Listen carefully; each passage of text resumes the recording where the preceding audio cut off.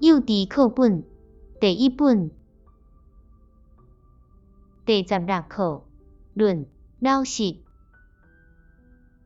有一个老母坐交椅，拄仔买一粒柑买食，门口有人叫伊，柑下桌顶就出去。过来的时，找无柑，老母真奇怪，看涂骹无，桌顶也无，叫几若人斗找，也是找无。在找的时，伊的细汉囡仔入来讲：“阿母啊，你的柑是我食的。”大家大声笑，囡仔的面真红。老母学老伊老实，看到老母甲一寡大人在找一粒柑仔，真趣味。